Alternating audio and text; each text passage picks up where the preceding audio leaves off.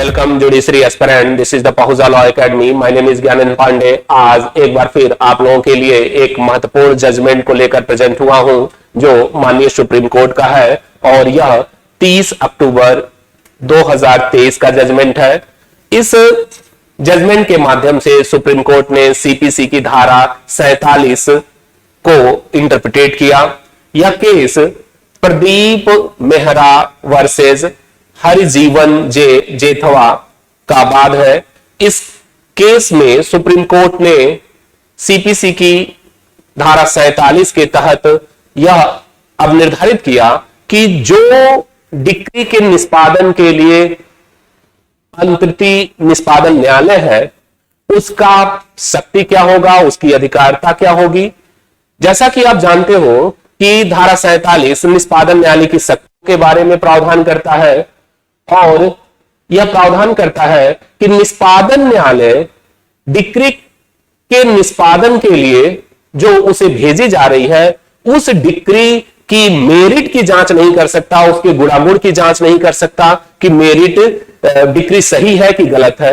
निष्पादन न्यायालय डिक्री के निष्पादन के संबंध में केवल कुछ प्रश्नों को ही निस्तारण कर सकता है, जैसे डिक्री के निष्पादन के संबंध में, उसके उन्मोचन के संबंध में, उसके तुष्टि के संबंध में और इसके साथ ही साथ इस बाद के पक्षकारों के संबंध में या उनके विधिक प्रतिनिधियों के संबंध में अगर कोई प्रश्न डिक्री के निष्पादन के समय उत्पन्न होता है तो वह निष्पादक न्यायालय जो डिक्री का निष्पादन कर रहा है इन प्रश्नों का विनिश्चय कर सकता है, लेकिन डिक्री की मेरिट की जांच नहीं कर सकता कि डिक्री सही से उसके गुणागुण के आधार पर पास नहीं किया गया था।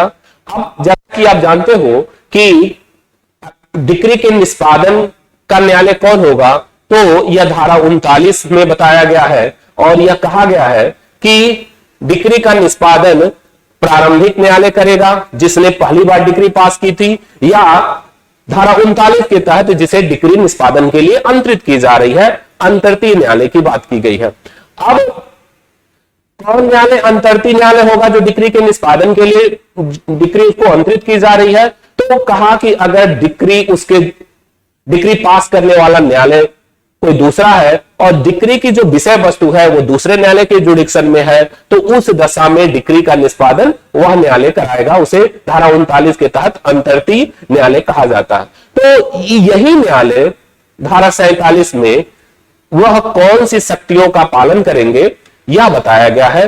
और अगर डिक्री में किसी निष्पादन के संबंध में बाद के पक्षकार, उनके प्रतिनिधियों या डिक्री के उन्मोचन तुष्टि से संबंधित है तो इसके लिए पुनः बाद नहीं लाया जाएगा क्योंकि उस पर रेस जुडिकाटा लागू हो जाएगा। तो धारा 47 सीपीसी की धारा 11 का ही एक विस्तारित रूप है, एक उसका पूरक सेक्शन है। जब आप धारा 12 पढ़ोगे तो उसमें लिखा गया है कि अतिरिक्त बाद का वर्जन कहां कहां होगा, तो उसमें धारा 47 का ही आता है कि धारा 47 के तहत हम अतिरिक्त बाद नहीं संचित करेंगे, इसका के संबंध में निष्पादन न्यायालय ही उन प्रश्नों का विनिश्चय कर सकता है।